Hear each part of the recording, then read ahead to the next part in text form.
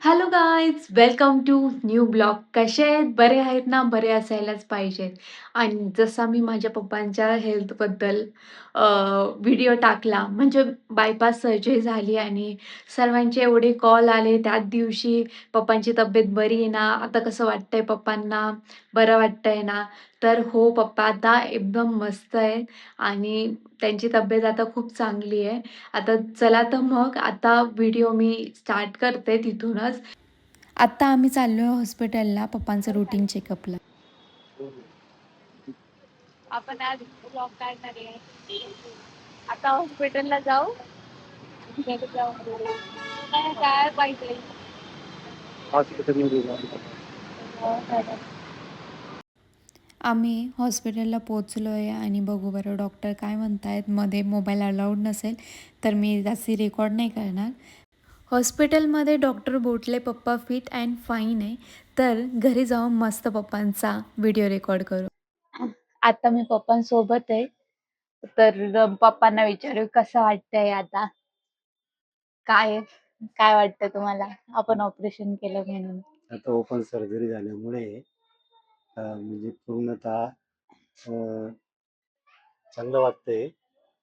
पूर्वीसारखं दम लागत नाही, चालतो आणि जेवण वगैरे व्यवस्थित पचतं. सगळं काही व्यवस्थित चाललेलं आहे. रुटीनप्रमाणे व्यवस्थित नॉर्मलाइज होतंय. बाकी काय पप्पा तुमचे लोक म्हणतच येतात, साहेब कुठे आहेत? साहेब कुठे आहेत? साहेब काही दिसत नाही. गावाकडे काही म्हणजे कोणाला निरोप नव्हता, त्याच्यामुळे गावाकडची लोकांना वाटत असेल साहेब कुठे गेले कुठे गेले. तरी विशेष म्हणजे आता सगळेच वाट बघत असतील, सगळ्यांची भेट घेऊ, सगळ्यांचे कामं करावं लागतील सगळ्यांना. काही कोणाची कामं करायचे ते घ्यायचेच नाही, आराम करायचा. नाही, कामं म्हणजे सोशल मध्ये लोकांचं कसं आहे, काही अडीअडचणी असतात ते सोडवावं लागतं. तुम्हाला काय वाटतं कॉक्रोच जनता पार्टी बद्दल? मी पण प्रोटेस्टला जायला पाहिजे का?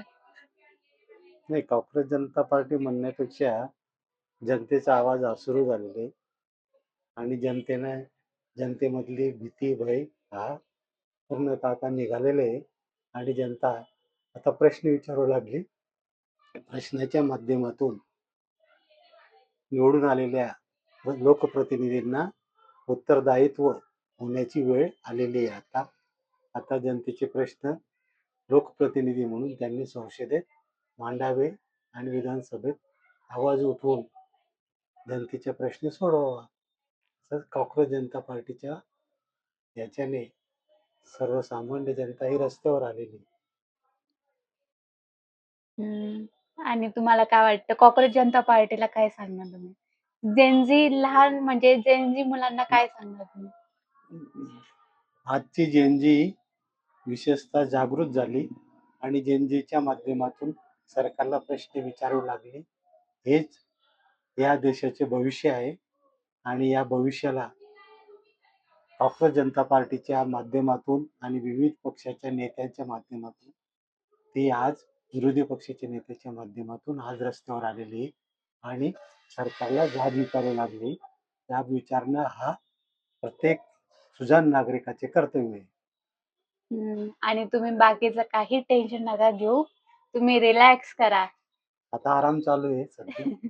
आरामात आणि एक संघर्षाचे जीवन आता संपलेले आणि आता या माध्यमातून आता संघर्ष संपून जीवनाची वाटचाल पुढे सुरू राहील. 2-3 दिवसाआधी शूट केला होता, पण मला वेळ भेटला नाही एडिटिंग करायला. तर जाऊ द्या.